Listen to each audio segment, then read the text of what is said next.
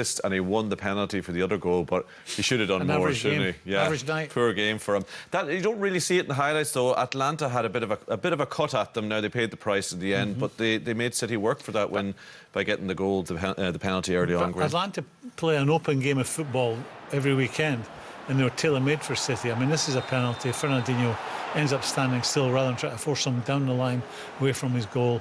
I mean, that's a penalty. And that's a midfield player playing. Is that a problem? You know, I mean, yeah, you're scavenging for problems with a 5-1 win, but yeah, but that is an ongoing problem for them. You know, the centre back is an issue.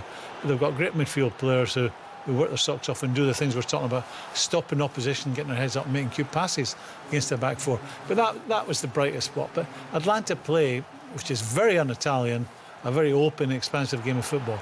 They were made for Man City tonight. Stones not Mendy starting on the bench, which was interesting. Then let's have a look at Sergio Aguero. I mean, if what Guardiola said at the weekend was, I want the team to be clinical when they get the chances, they certainly were with this man. He's as clinical as it gets. Defending leaves a lot to be desired, but knows it's going to come. Timing of the run that he makes, not being in an offside position, and then once he gets in there, is it in any doubt? No chance. He is the most clinical striker, I think, in the Premier League. We've mentioned it before. Sterling wins the penalty kick, and to be fair, Graham called it. Fancied that side, and he wrapped it in the side net, and didn't he? It was just how good is he, by the way, at the moment, Sterling? I mean, if he gets you one-on-one and you get into the box, you're in trouble. Alarm bells ring, because he can change direction. He's got such quick feet. If you stick a leg out, try to win the ball, he's gone. And if you leave your foot there long enough, you're going to foul him. But he is special at this moment in time. Aguero, at that point, he had scored a quarter of all of City's Champions League goals in their history. Now, obviously, Sterling scored a few more after that, but 34 of City's 138 goals that they've ever scored in the Champions League. Just keeps doing it for them, doesn't he? Yeah, but with due respect to City, their European pedigree is a recent thing. No, they flirted with it, enough. You know, in the 70s, but it's all about recent history. But they're a special team, and I do get it, but don't get it. You know, when Pep's asked, can we win it, or can you win it? Oh no, we're not ready. They are ready. They just need a bit of luck. They're a really good team. Look, we saw him there winning the penalty and setting up Aguero's first goal. But here's Sterling again. It's his fifth career hat-trick. Defender makes this easy. I'll just kind of lie down in front of you, De Bruyne. Look, what is that? And I'm not sure if Foden intends the knock for Sterling. Watch, we'll see it from another angle.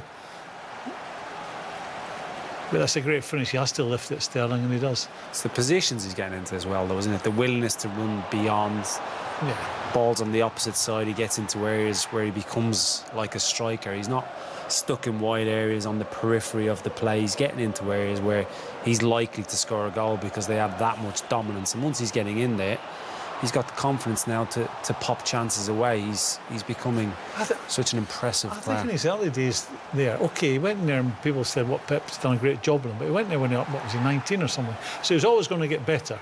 But, I mean, he's just a fabulous player right now. I mean, he is. You don't want to play against him. He's got 5 career hat-tricks, and 4 of them have come since March. Club and country. He's extraordinary. Brave guy as well. You know, he's not the biggest, but he's rapid. And when you're running quickly, you know, it doesn't take a lot to knock you off balance and you can properly injure yourself.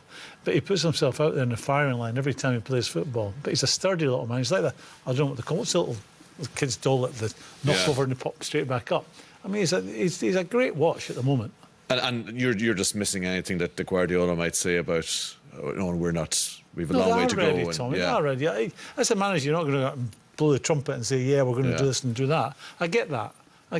But they are ready in my They're going to coast through the group, so that's not going to be a problem. But at the time it gets to the nitty-gritty, they'll have Laporte back. They'll have a January transfer window where they've got the finance to be able to go and spend if they need to. The concern at the moment is, can they get to that stage domestically with what they've got defensively? But you touch on Still throwing in performances like the defeat to Wolves a couple of weeks ago.